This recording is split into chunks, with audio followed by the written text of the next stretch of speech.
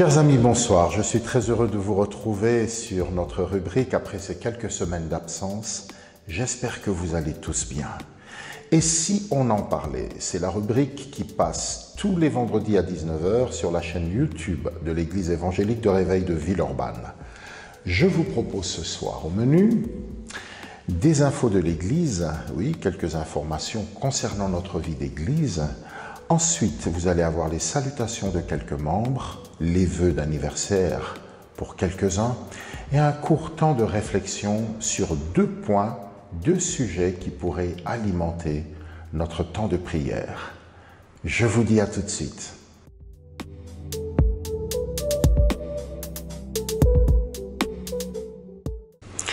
Pour les infos de notre communauté, nous avons pensé directement accueillir le pasteur principal de l'Église évangélique de Réveil de Villeurbanne. Bonsoir, pasteur Joss. Comment allez-vous? Bonsoir à tous et bonsoir à chacun. Je vais très bien. Je suis très heureux de vivre donc ce moment avec vous après ces quelques semaines d'absence, comme tu as pu le dire effectivement, Joss. Donc, pour répondre à ta question, je vais bien. Et toi, comment vas-tu? Pour ma part, je vais bien. Quelles sont donc les nouvelles de la communauté? Eh bien, la principale nouvelle, vous avez probablement entendu de la bouche du pasteur Alexis Amine il y a une semaine lors de notre rubrique, et si on en parlait, rendez-vous numéro 9.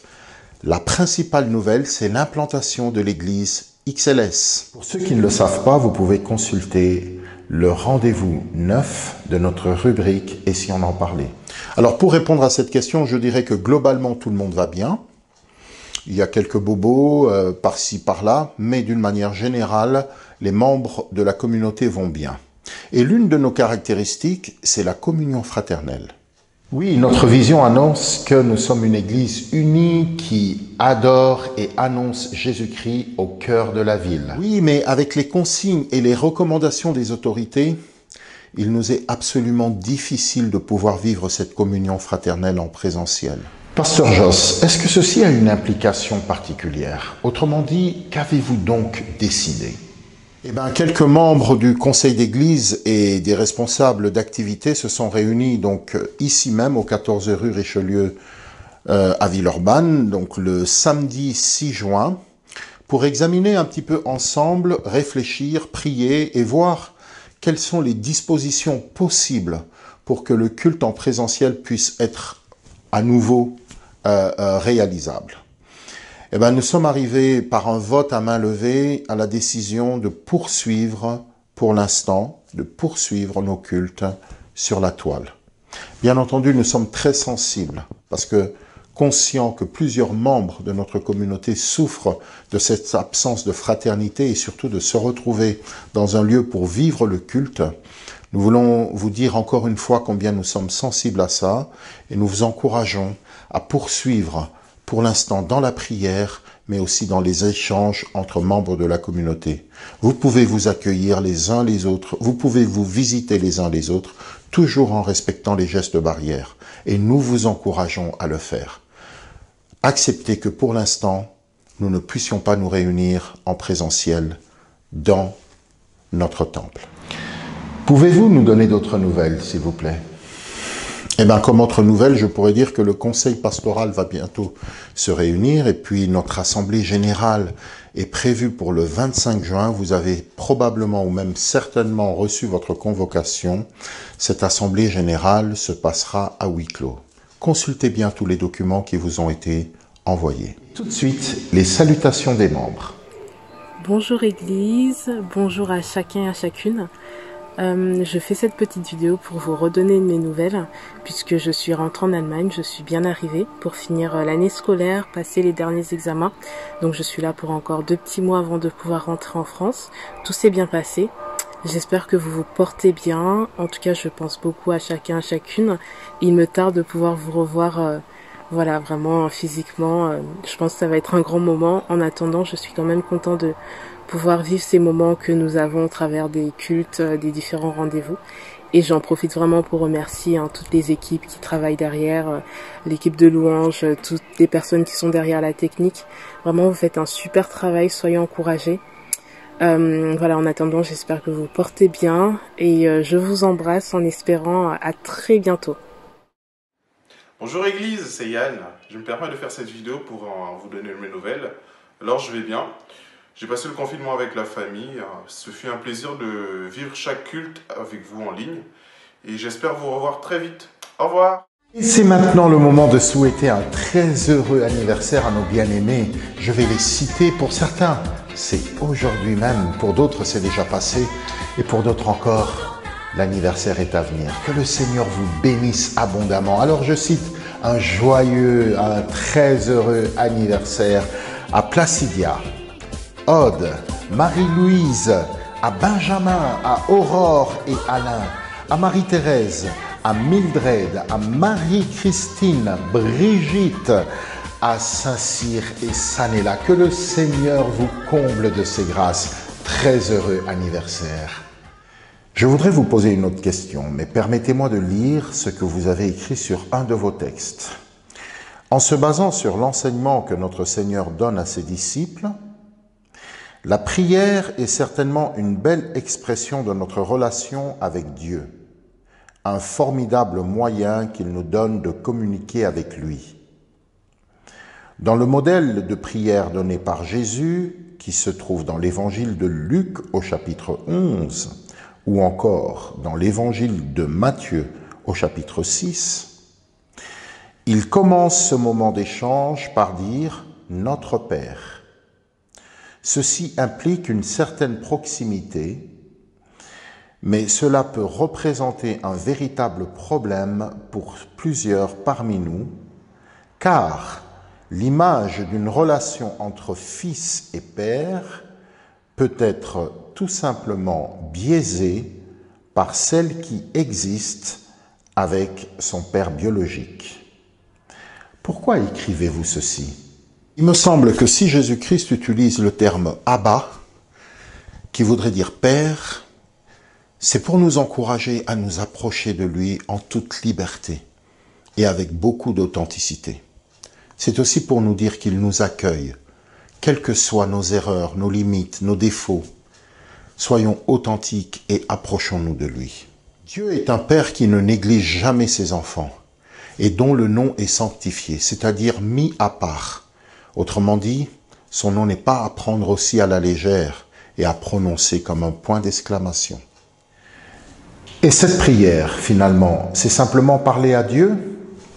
Vous savez, lorsque Jésus-Christ leur dit d'aller dans le lieu secret ou dans la chambre, selon les versions, il est aussi en train de lui dire quelque part d'aller dans un lieu d'intimité.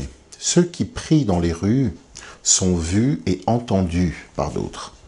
Celui qui prie dans sa chambre ou dans le lieu secret, il est seul à seul avec Dieu. Et comme je disais tout à l'heure, lui parler en toute authenticité. Et ce qui est formidable avec notre Dieu, c'est qu'il n'y a aucun sujet tabou. Lorsque Jésus nous dit d'aller dans le lieu secret ou dans la chambre selon les versions, c'est réellement pour avoir un temps d'intimité avec Dieu, loin des bruits de la ville, loin des sollicitations de ça et là. C'est un lieu où notre Père nous attend. C'est ce qui est vraiment formidable. C'est de savoir que Dieu nous attend. Et s'il nous attend, c'est parce que d'une part, il voudrait nous entendre, mais aussi parce qu'il a des choses à nous dire. Ce lieu est un lieu privilégié et je suis tout à fait conscient qu'il n'est pas facile pour plusieurs d'avoir ces moments d'intimité et de grâce. Il y a quelques années, alors que je commençais ma prière en disant « Père », un des amis avec qui je priais, un ami et un frère avec qui je priais, m'a clairement fait savoir qu'il n'était pas possible pour lui d'appeler Dieu Père. En me posant la question de savoir pourquoi, en lui posant la question de savoir pourquoi, il m'a clairement parlé de son passé. Il avait eu une relation tellement difficile avec son père, une relation tellement trouble avec son père, qu'il ne pouvait appeler Dieu Père. Parce que l'image de celui qui était son père biologique était tellement forte qu'il était difficile pour lui d'avoir un regard de Dieu comme étant son père. Bien entendu, c'est l'œuvre du Saint-Esprit. C'est le Saint-Esprit qui a su travailler son cœur, et qui a permis que cet ami puisse retrouver son père et qu'il puisse être réconcilié avec lui. Je suppose, parce que je n'ai plus de contact avec lui, mais je suppose que maintenant, il peut beaucoup plus facilement appeler Dieu Père. Pouvez-vous nous citer 2 exemples de ce qui, en ce moment même, alimente votre prière? Il y a tant de choses qui peuvent alimenter ma prière. Mais je voudrais vous citer 2 choses qui alimentent ma prière ces temps-ci, ou qui pourraient alimenter notre prière à tous. La première, elle concerne notre vie d'église. Et je disais tout à l'heure que nous sommes très sensibles à ceux qui souffrent de ce manque de communion fraternelle. Voilà un véritable sujet que nous pouvons apporter à notre Dieu. Prier pour pouvoir sortir de ce confinement de manière intelligente et surtout de manière inspirée. Je vous donne l'exemple de Noé, qui pendant plusieurs jours a été confiné sur l'arche. Au moment où il doit sortir de l'arche, Dieu lui parle et il lui demande de sortir en premier, que sa femme puisse sortir, ses fils, ses belles-filles et les animaux. Mais le récit qui se trouve dans le livre de la Genèse au chapitre 8, à partir du verset 15, nous raconte que 2 versets plus tard, effectivement, Noé va sortir. Il sortira le premier, il sera suivi par ses fils, sa femme, ses belles-filles et les animaux. Cela peut paraître tout à fait anodin, mais le Seigneur a permis que mes regards s'arrêtent là-dessus, pour effectivement voir qu'il y a une désobéissance de Noé. Il sort le premier, fait sortir ses fils plutôt que sa femme, et on saura très bien, à la lecture donc de ce récit, que plus tard, Noé aura un problème avec ses propres fils. La sortie du confinement n'est pas une sortie hasardeuse, et spécifiquement pour nous les chrétiens. Il est tellement important de consulter le Seigneur pour ne pas sortir de manière hasardeuse. Voilà pourquoi je vous demande de continuer à prier pour notre déconfinement total. Et surtout pour que Dieu nous donne à l'équipe pastorale et à tous les responsables, comment sortir de ce confinement. Il y a une deuxième chose dont je voudrais vous parler. C'est ce que nous entendons actuellement dans les médias. Vous entendez parler de haine raciale. Et il y a eu des mouvements dans différentes villes, notamment ici dans la région lyonnaise, où plusieurs jeunes et moins jeunes ont été marchés. Je voudrais simplement vous encourager à prendre du temps et à vous placer devant Dieu. Parce que d'abord, vous ne vous appartenez pas, vous appartenez au Seigneur. Et combien il est important de consulter le Seigneur avant de mener une action. Une action, elle est toujours possible d'être réalisée. Il est toujours possible d'utiliser les réseaux sociaux pour mobiliser les gens et mener une action. Mais cette action, pour qu'elle puisse porter du fruit, il est important de consulter le Seigneur. Sinon, je vous ai certes cité ces 2 exemples, mais je voudrais rappeler et insister sur le fait qu'il n'y a aucun sujet tabou. Tous les sujets intéressent notre Dieu. Souvenez-vous au moment où l'homme, ou les hommes plutôt, sont en train de bâtir la tour de Babel. Le récit nous raconte que Dieu va descendre à plusieurs fois. Dieu s'intéresse à l'homme. Dieu s'intéresse à l'homme. Et je voudrais peut-être souligner le fait que ce n'est pas lui qui a détruit la tour, mais les hommes ont arrêté la construction de la tour. Il est important de consulter Dieu, sinon nous construisons des tours de Babel, quand bien même nous sommes unis les uns les autres dans un projet. Que le Seigneur vous bénisse abondamment.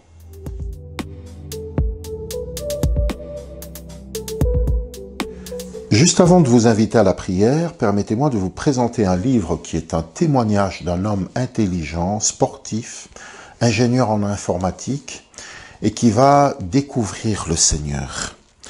Permettez-moi de lire sur la 4e de couverture quelques lignes qui résument très bien ce que ce livre rapporte.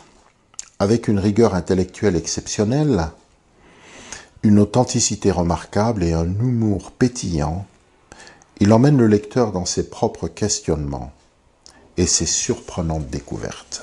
Je vous encourage à lire ce livre témoignage, La foi a ses raisons, de Guillaume Vignon. Maintenant, je vous invite à la prière. Prions ensemble.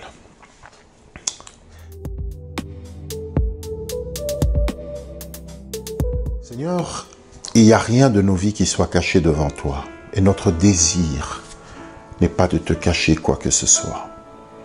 Tu sais combien ça peut être difficile à un homme de venir vers toi en ayant ce regard du Fils qui vient vers le Père. Car les regards ou les relations entre enfants et parents ont souvent été difficiles. Et à cause de ça, le regard que nous avons de toi n'est pas un regard d'un enfant vers son Père. Je te prie qu'au nom de Jésus, tu viennes maintenant au secours de tes enfants. Seigneur, viens mettre le doigt, viens poser ta main, viens secourir, ô Dieu, tous ceux qui ont tellement besoin de toi et de cette rencontre d'un enfant vers son Père. Délivre-nous, Seigneur, de cette mauvaise image que nous avons du Père. Toi qui es si accueillant et toi qui sans cesse nous accueilles. Nous avons besoin de toi aussi lorsque, unis les uns les autres, nous voulons bâtir des tours. Oh, garde-nous de monter dans des tours, Seigneur. Mais aide-nous à venir vers toi. Tu as dit qu'il était avantageux que tu partes, Seigneur Jésus, pour nous envoyer le Saint-Esprit. Alors, Saint-Esprit, viens accomplir cette œuvre dans nos vies. Viens nous aider à continuellement aller vers le Père et à lui soumettre nos projets. Au nom de Jésus. Amen. Je vous donne rendez-vous donc la semaine prochaine. Non, c'est moi qui termine, Pasteur Joss. C'est moi qui termine cette soirée. Je vous remercie d'avoir été avec nous, d'avoir vécu ce bon moment ensemble. Je vous donne rendez-vous ce dimanche pour vivre le culte avec l'Église des enfants. Sinon, pour la rubrique « Et si on en parlait ?», on se retrouve dans une semaine, même lieu, même heure. Soyez au rendez-vous et de grâce, inscrivez vos questions et vos commentaires au bas de la vidéo. Que le Seigneur vous bénisse abondamment. Dans la joie de vous revoir. Bye.